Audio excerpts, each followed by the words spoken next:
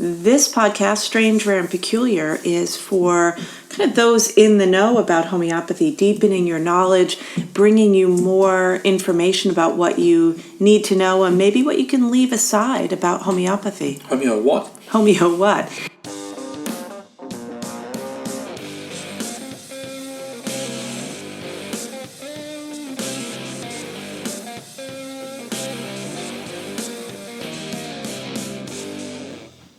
All right, we're underway. Here we go.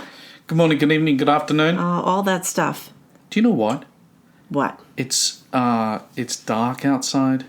It's cold. It's kind of January weather, isn't it? Yeah, but it's November. It's mid-November. And it's in time. Philadelphia. It's time for listening to Lorena McKenna And lighting a fire. and Marion Zimmer Bradley. And hunkering down. And hunkering down. Marion Zimmer Bradley came up. I was teaching a class today on palliative and end-of-life care. And one of the students in their group asked if people had read The Mists of Avalon. Mm-hmm. And she and I were the only ones who read it. It's tough, isn't it, when that horror, when you realise that horror. That others haven't read it. Well, the books that are so pivotal in your life, or the music, for me it's the music. Yeah. Is, they don't even know. I know. It's just, I don't know. It's bewildering. Well, and that is an unplanned and very interesting entry point to what we're going to talk about. What are we talking about? We are talking about the many flavors that have influenced the profile of homeopathy over the last 150 years. Maybe a little more. 175 maybe? Well, I don't think we should stop there. We go right back to the beginning. But you're talking about the influences on the individuals that have shaped homeopathy. Exactly. Right. And the net result. And you'd think that the major influence would be the study of medicine. Well, and it is. I mean, to an extent. It is a big... That's a topic for another day. But it is an influence that is bigger than I had really thought about until I dove into it. But in terms of the various flavors we're going to talk about, I mean, it's I feel like we've alluded to this in a previous podcast, but you say no. But I am My going memory to shot to hell, but right. So that could just be short-term memory loss. But we will be talking about this. I will be talking about this in depth at our event coming up in January, where we will be having a sort of a get-to-know home foundation series, and 3 of us will be presenting 2-hour talks. I'm going to do mine on history, of course, and it is about Hahnemann's influences in the development of the system of medicine that is homeopathy, and looks at the path of medical alchemy. You're going to talk about research, and Kelly Callahan is going to do an intro to philosophy. Mm-hmm. So I think it's going to be exciting. It's going to be awesome. Yeah. So there's a small part of my talk that we're going to just talk about a little bit tonight. And there's a slide that I had for a really long time that said, know your druids from your docs. Hence Marion Zimmer Bradley. Exactly, that's where that comes back in. But I changed the slide. Oh, really? What does it say now? Well, from my last presentation, it now says druids, docs, vitalists, materialists, virologists, bacteriologists. Oh my! Well, you could add Swedenborgian Christians and Hinduism and the Kabbalah. And or the Kabbalah, if you say it that way, right? Oh, and Jewish mysticism. Yeah, you're right. Right? Wow. In other words, these folks that have been drawn to homeopathy have been shaped significantly by other influences. As I said that, I suddenly realized, well, the major influence on modern homeopathy is Jung. Oh, totally. Wait, you're just realizing that? Well, I wasn't really going to... You come to my talks, I always no, have a whole slide thing about that. But I wasn't thinking that I'd be talking about Jung tonight. But I mean, of course, totally not a homeopath. Although he learned homeopathy from Ron Whitmont's dad, Edward Whitmont. Yeah. But, and for context, it's so interesting that modern case-taking is flavoured with aspects of... Oh, totally. Yeah, right. Jungian therapy. Well, and Jung will feature bigly in my talk in January. Oh, really? Yeah.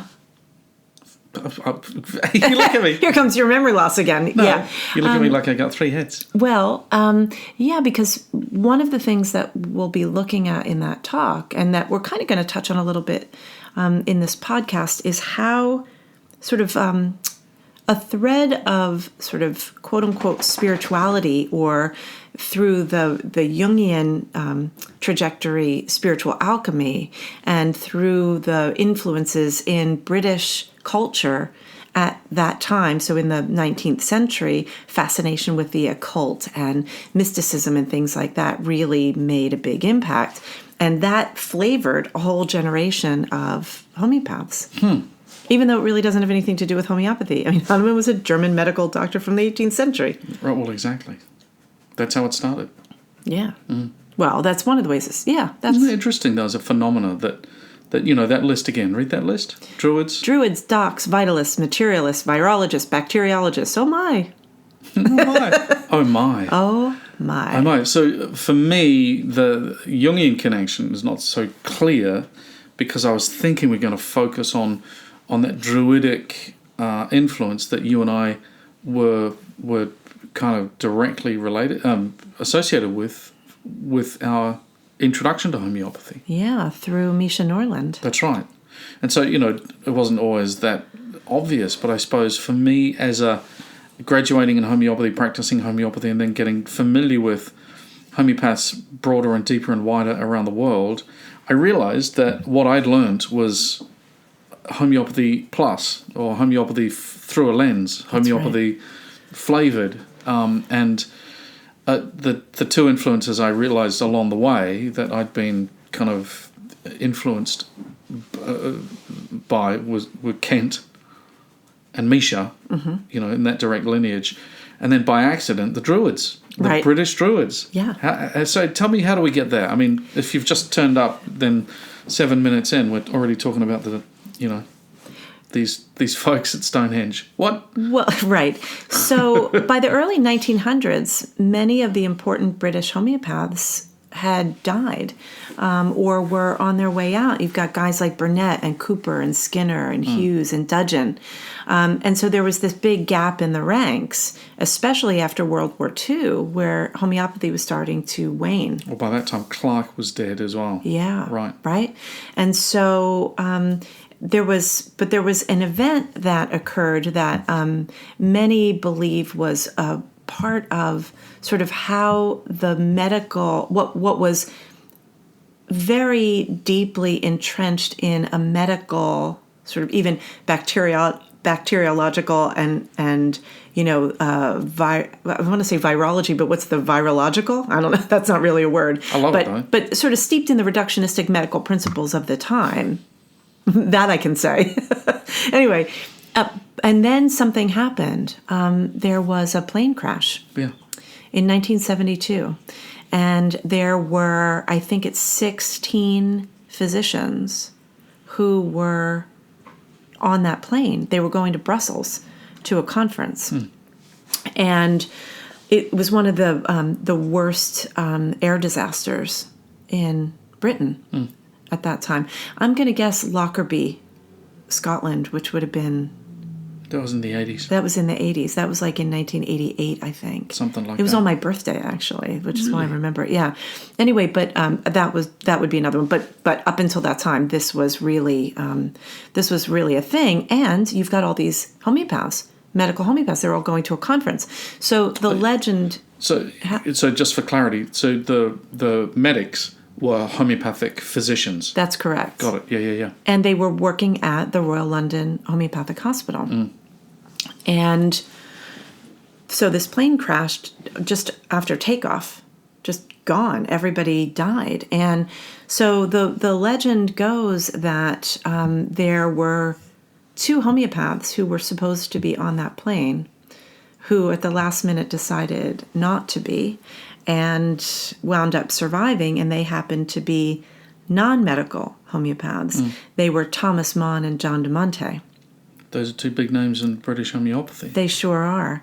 And so... Do you think that they're as widely known around the world or here? I mean, I don't know, but I didn't know anything about them until I started working in London. Right. And all of these stories, I mean, I didn't know anything about that sort of lineage. And, having the privilege of teaching, in the teaching space at the Royal London Homeopathic Hospital, and you walk down to, you've been there, right? You went down, yeah. So you walk down these ramps that take you down to the lower level where the teaching happens, and, the paintings of dudgeon and, and it's just, it's kind of blows you away. I mean, every time I would walk in, I would do the little dance, I'm sure there's a security camera where they go, here's that woman that does the dance every time she comes in. Anyway, but so Mon and Demonte, both born at the turn of the 20th century, and both lived until 1976, if my dates are correct. And they both were Druids. And so clearly the, Druidic homeopathy existed before the plane crash, because here you had these Druids. But the way that the way the story goes is that, and this story, I have to say, I've gotten from reading, but also from talking to friends and colleagues. It's conversations and snippets of conversations over years. Me too. I would say the odd glass of wine with Misha, and then every now and again the next story would come out about him sitting and listening, because he was taught directly by both Demonte and that's just it. And Thomas More. And the stories of those. Have you got the passage where it's actually described what Thomas More was like as a teacher and what those? Have you got it there? Yeah, I do. Brilliant. So just before we get to that quote, or to get to that excerpt that I'm going to read, So there was this group that was called the Thomas's South London group. And what happened in that group was they started to bring homeopathy out to the general public. So this is a really big shift, right? Because you've got these medical homeopaths working in, inpatient hospital situations as well as in clinics and so forth. But then you've got the Druidic tradition, and then you've got them sort of breaking ranks and teaching the general public.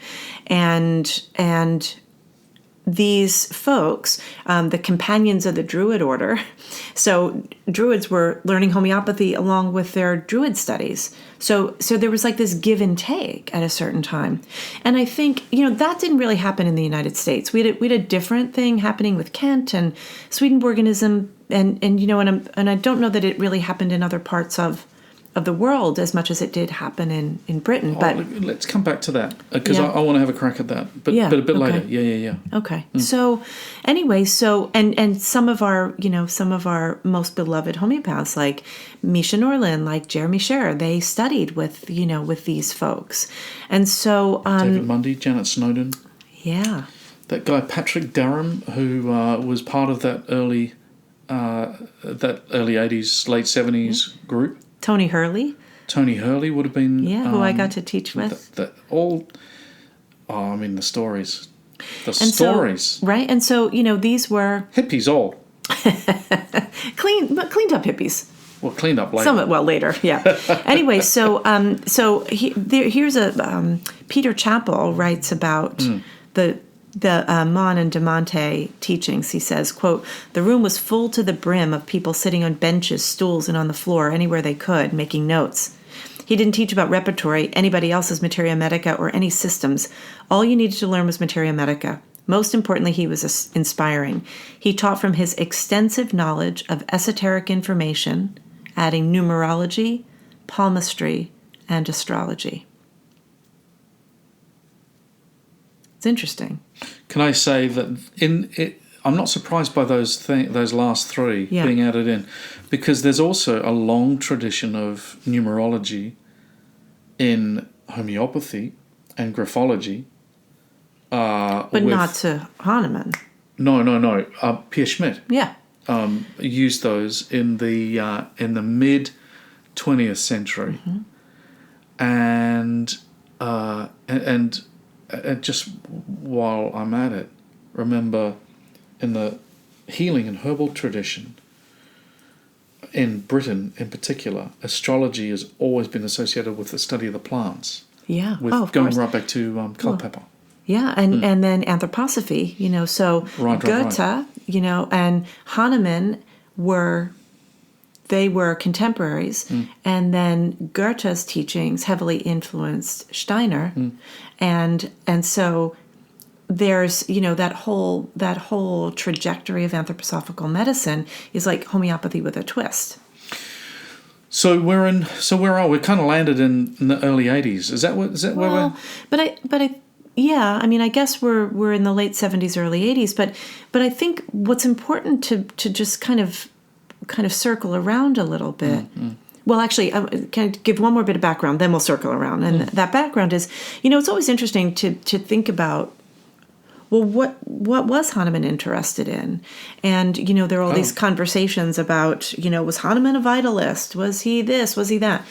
And, as my research has, taken me down the path, I mean, I'm firmly in the camp that Hahnemann was a medical alchemist. And that's what my talk in January will be about. But what was interesting when I went to Transylvania to the place where Hahnemann, was from 1777 to 1779 at the Baron von Bruckenthal's castle, and I went through, that catalog of all of the books that Hahnemann had available to him, and of course I was looking for very particular things related to different alchemical lineages. But what I did find was that he was exposed to the Zohar, right? And also to some other works like Agrippa. And so those teachings would have included astrology, numerology, and things like that. It's hard to say how Hahnemann might have directly included them because there's no real evidence of that, other than in the ways in which he sort of folded them in. It's sort of like, that expression, something's baked into the cake. In my mind, they weren't separate. They were parts of a translation of how the unified forces work, how the how sort of the universal laws are in play. Like when Hahnemann talks about epidemics in aphorism 100 and 101, 102, but in 100 when he's saying, each epidemic is something brand new, and then he talks about how the meteoric and telluric influences that impact, the flourishing of an epidemic, right? So in other words, the earth and the heavens would impact, right? And then if we just take just one more tiny slice of this, when Hahnemann, in his sort of setting the stage in the chronic diseases, when he says that this was that an entirely new set of medicaments would be required, right, for the treatment of the chronic diseases, and they were mostly mineral remedies, most, not all, but like 80% or more, and interestingly, at that time, all of the metals had their planetary influence, right? So, so he doesn't go into it and say, oh, the Saturnian energy of this or that, but again, it's baked into the cake, right? And so I think, when Hahnemann says he sort of put things together in a way that no one had done before, in a way, that's how I interpret that. Does that make sense? Yeah. So we're bouncing between 1828 and the chronic diseases. I'd say we're going back to 1777 to 1977. All right. Oh, that's really interesting. I think the times are really important. What's going on politically and socially. And I think, while I wasn't there, the 70s in... You might have been, like Outlander. No, the 70s in the UK were pretty grim. Really grim. Can I open my kombucha? It's going to make a noise. Oh, let's see how... Do it. Oh no, it wasn't a loud noise. Never mind. And by the time that you and I start to get involved in homeopathy in the 90s, Britain's been through the 80s. And right. The 80s, I think, that giant transformation of political emphasis, I don't know how to say it any differently, the celebration of money, Thatcherism and all the rest of it, and the pushback against that, would have created a situation where counterculture or alternative medicine is really coming. Yeah. And our teachers were heavily influenced by that because, well, you had some other teachers on this side of the ditch, but for me, when I went to the UK, I'm just listening to Misha, Jeremy, David, Mundy. We mentioned them before, and others, and but I didn't know. I didn't know about the thread, the druidic thread that came through. You don't know that it's different. You don't know that there's something different, right? And then to learn later that thread was actually a thread that had been tugged at from the 1880s or from the late Victorian times, and the fascination with esotericism. Yeah. I think it's absolutely fascinating. And then it's totally fascinating that it wasn't the only thing going on in homeopathy in the 80s and the 90s. Right. There were other influences as well. Obviously, Sankaran's influence comes in from the East. But and then you've got, I suppose, French and German interpretations of all of that. French homeopathy's always been much less orientated towards the spiritualism of Kent. Yeah, totally. Well, we haven't talked about Kent. I mean, we talk about Kent all the time, but and so if we jump across the ditch, back to the United States, turn of the 20th century, James Tyler Kent comes on board, and so what was happening in Britain, which had, it's. The argument is always described as sort of a low-high potency issue. Like you got the spiritualists and the materialists, right. The docs and the druids and the docs, as I used to just break it out. But the more I delve into this, the more nuanced it is. Materialists. The materialists, yeah. And so here in the United States, you've got James Tyler Kent coming on board and bringing his eclectic training and the spiritual sort of weaving Swedenborgian spirituality and the mix of spirit and science into homeopathy, and then he latches on to what I now term the aphorism 211 problem, where Hahnemann in aphorism 211 is talking about the mental symptom, the change in the mental presentation of the patient is going to be the most important thing in choosing between remedies. But it gets taken, then it just blows up because it got completely reinterpreted and a Hahnemannian understanding of what you just said, 211, just disappeared completely. It totally disappeared. Yeah. And it becomes about, fixing people's personalities and giving remedies for spiritual development and all this stuff. See, there's a bit in the middle. Well, yeah. Because I think Kentian... Oh, there's a couple of things to say before we get to you're totally the judging right. personality. I jumped. Yeah. I jumped to my... But because I want to try and get this one out because I think it is important. It's important in my understanding as well. But Kent's casebooks are very different to his philosophy book. When you read his casebooks, he's a normal homeopath. Yeah. He totally is. You couldn't distinguish his cases. Right. And hundreds of cases. There's his Abramatum case. There's his Belladonna case. There's his, I've got sore joints case. There's the Murex case. Right.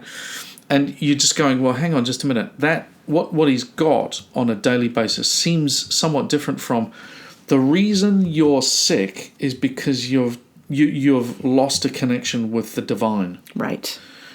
Which is kind of that hierarchical Kentian, Swedenborgian influenced view of the world. The reason you've got a scab on your nose or a wart on your thigh is because you're disconnected from God. Right. And then there's a whole bunch of moralism that comes along with that that is somewhat problematic. But that didn't stop Kent from being an excellent homeopath. Right. And being incredibly influential in teaching the next generation that taught the next generation. The thing that you said, which was, and then the treatment of personality and, the checklists of, are you afraid of dogs? That sort of strange way that homeopathy went for a while.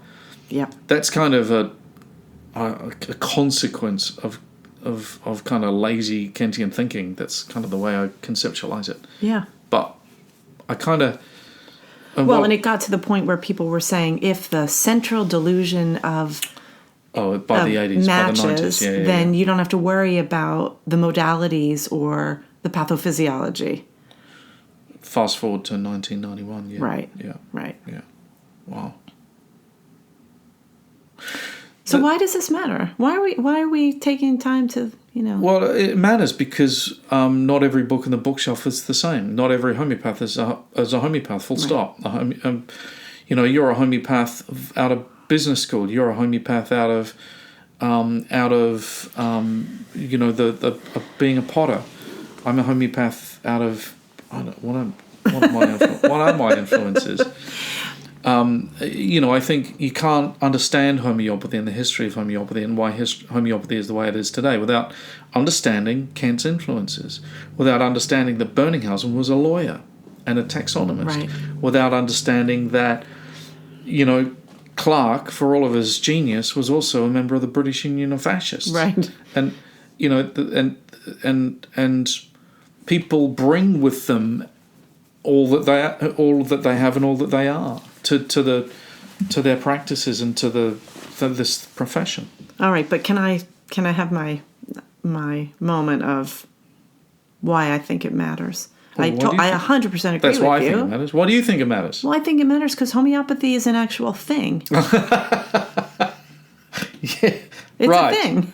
That. In fact, that should be the name of this episode, homeopathy. It's an actual thing. It's a thing. It's a system of medicine that has a set of philosophical parameters and a therapeutic application that includes the medicine. And they're meant to go together.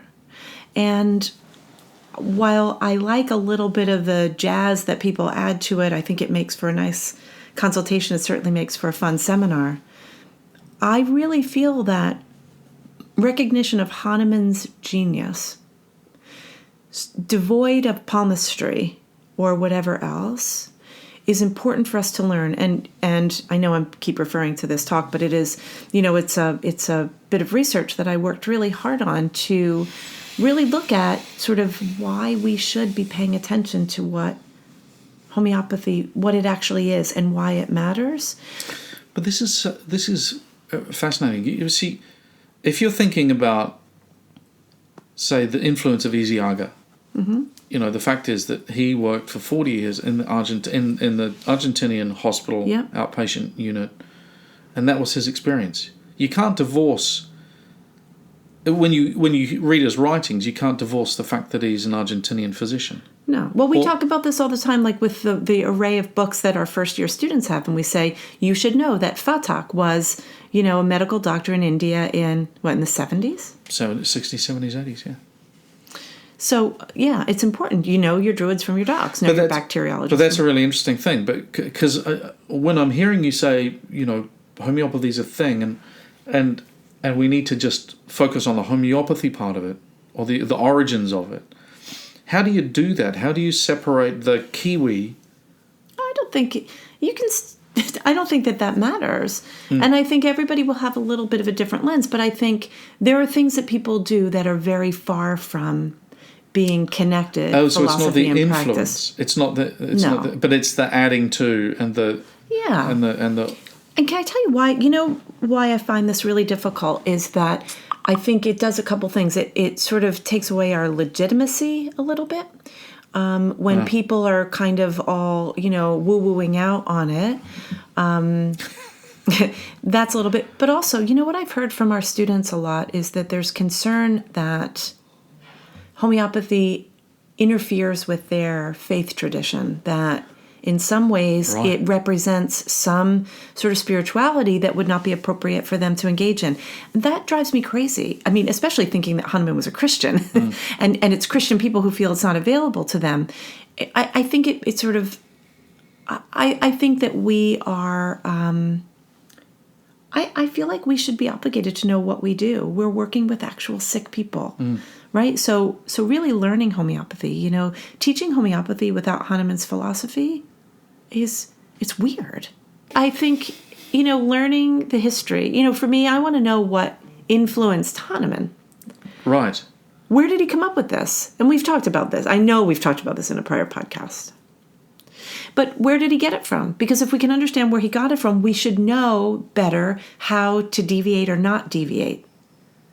You know, but it's extraordinary because, how do you answer that question? You go, well, he's a man of his time. It's the beginning of the Industrial Revolution. His dad is a porcelain painter who's lost his job and then gets it back again because of warfare, and his family's down and out, and he's influenced by the fact that he lived in Meissen, where the first, alchemical expression of, of Far East porcelain making happened.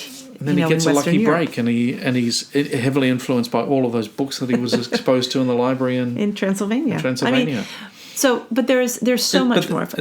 Is that what you mean? Yeah, it is. And not to say that some of the derivations that have happened over the millennia, over the the last centuries, not to say that they're wrong or bad, but I think there's a way in which Hahnemann's genius was so fantastic that until we actually fully understand what he did, I don't think I should be riffing on it.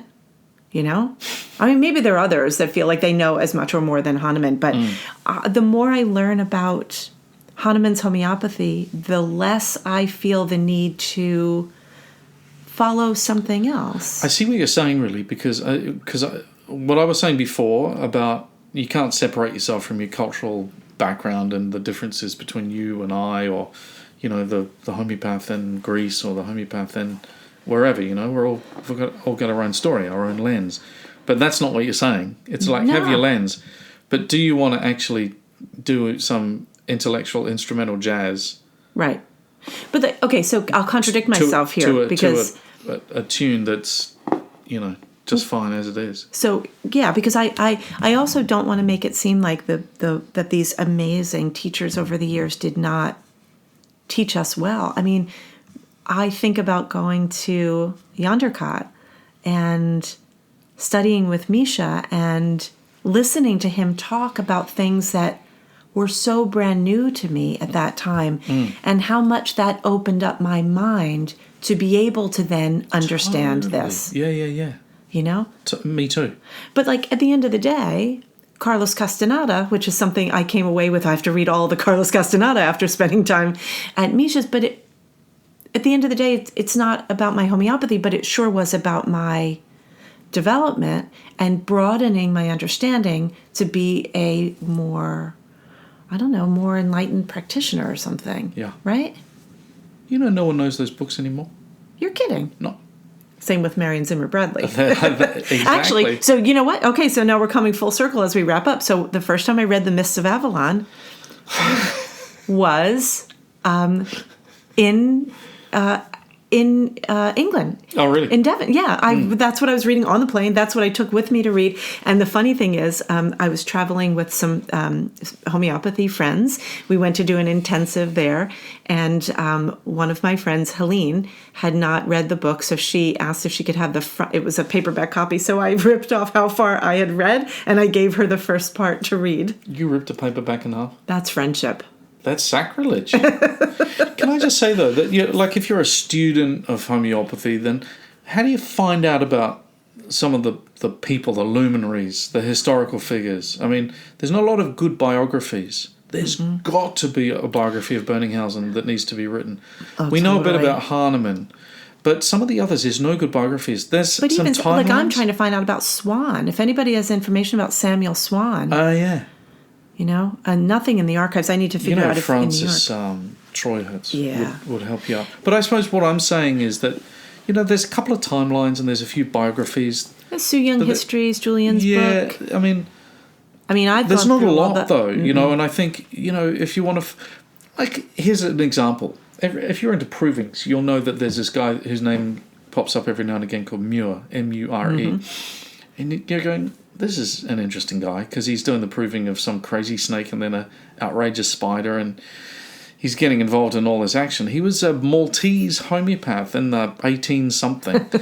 And another one that I did a bit of hunting on called Huat. And he he was just a colourful character. Right.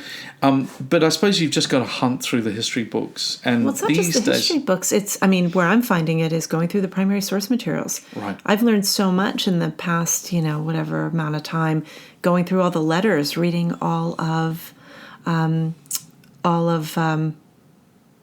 my gosh, I'm having a moment. The letters between. Letters between your boyfriend. I know, Lippy and Herring. Yeah. I had a moment where I was like, who are these people? Reading the letters between Lippy and Herring and Swan. And reading about how the women's auxiliary were raising money for the first homeopathic hospital here in Philadelphia. I mean, that's where the history, I think, you don't have to just find the history book. You've got to go to the source material to let these people come to life. The characters in our profession have been immense.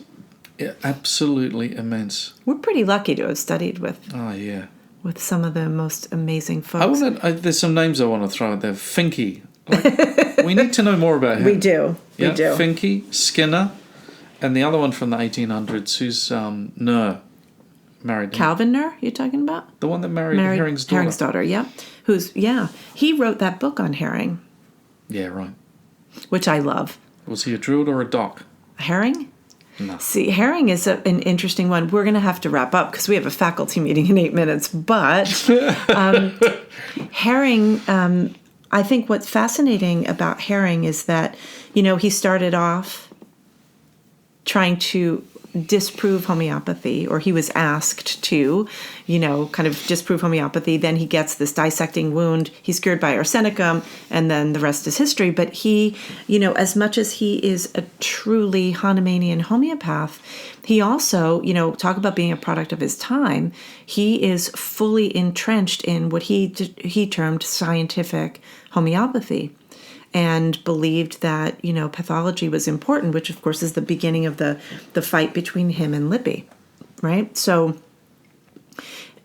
then you've got the fact that, as much as he's all about scientific homeopathy, he amassed the second largest collection of Paracelsian materials in the world. Isn't that's such a juxtaposition? That's what makes bizarre. It so you gotta, that's why I keep researching. You know where we should all go? Where? We should all go to London, and we should sit on the bench outside the hospital, which is dedicated to the crash victims. The first time I sat on it, I cried. Did you? I did. It was, but I'm a crier. Because I didn't know about it, and I saw it, and then I asked about it, and I heard the story. Then I went back out and I sat, and I just thought, wow. So, I guess, as we wrap up, we started by talking about the plane crash because the two people, Mon and DeMonte, who were not on that plane, then took very seriously the training of homeopaths because so much of the people who were instrumental to carrying forth homeopathy had died. It was such a big blow to the medical homeopathy world. And, that definitely gave a little turn toward that more, the sort of non-material interpretations of homeopathy. I guess at the end of the day, we need it all, don't we? We need to know it all. And in every teaching, there's a germ of something interesting for us to learn. But I always want to make sure we tie it back to Hahnemann. Nice. Yeah. All right. Should we do this again sometime? I reckon we should do it next week. Okay. All right. See you then. Ciao. Bye.